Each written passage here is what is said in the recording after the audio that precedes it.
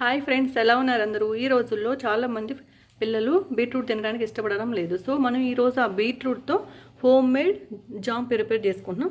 దానికి కావాల్సిన ingredients, process ఏంటో చూసేద్దామా? బీట్రూట్ పెద్ద సైజు బీట్రూట్ తీసుకున్నాను 1, tomatoes 3, pomegranate 1, carrot 3, apples 2, pineapple small piece తీసుకున్నాను. ఇవి శుభ్రంగా తీసుకొని పీల్ తీసుకోవాలి, పైన తొక్కు ఉంటుంది కదా, ఇవి తీసుకొని శుభ్రంగా కట్ చేసుకొని పెట్టుకోవాలి. బీట్రూట్ని ఇలా సీడ్ పైన తొక్కు తీసుకోవాలి పిల్లర్తో. క్యారెట్ని కూడా ఇలానే తీసుకోవాలి, ఇలా మంచిగా తీసుకోవాలి. పోమోగ్రనేట్ సీడ్స్ని ఇలా తీసుకోవాలి. ఇవన్నీ స్మాల్ పీసెస్లా కట్ చేసుకొని మనం ఇలా కట్ చేసుకున్నవన్నీ ఒక జార్లో వేసుకున్నాము. అది 2 to 3 విజిల్స్ వచ్చాక బాగా కొంచెం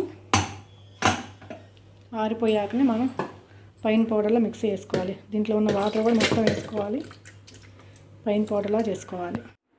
మనం మిక్సీ చేసుకున్నాక ఇలా వచ్చింది, పైన పౌడర్లా చేసుకోవాలి.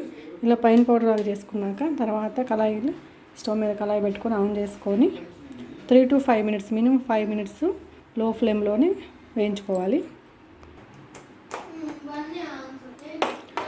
ఇలా లో ఫ్లేమ్లోనే వేయించుకుంటూ ఉండాలి, అడుగంటకుండా తిప్పుకుంటూ ఉండాలి. దీంట్లో కొంచెం సాల్ట్ వేసాను, అడుగంటుకోకుండా తిప్పుకుంటూ ఉండాలి. మనం ఏ గ్లాస్తో అయితే వాటర్ పోసుకున్నామో ఆ గ్లాస్తో బ్రౌన్ షుగర్ తీసుకున్నాను. మీరు బెల్లమైన యూజ్ చేసుకోవచ్చు.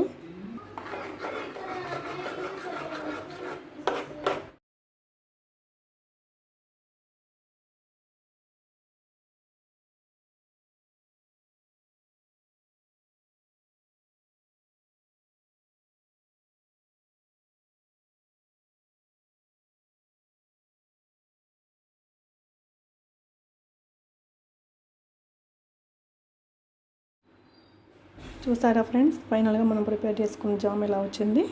మీరు కూడా ఇంట్లో చేసి పెట్టండి. మనం బీట్రూట్ ఎవరైతే తినకుండా ఉంటారో ఆ పిల్లలకి బీట్రూట్ పెట్టిన వాళ్ళం అవుతాము, హోమ్ మేడ్ జామ్ ప్రిపేర్ చేసినట్టు అవుతుంది. పిల్లలకి ఎప్పుడైనా ఇష్టంగా చేసి పెట్టండి, వాళ్ళు ఇష్టంగా తింటారు.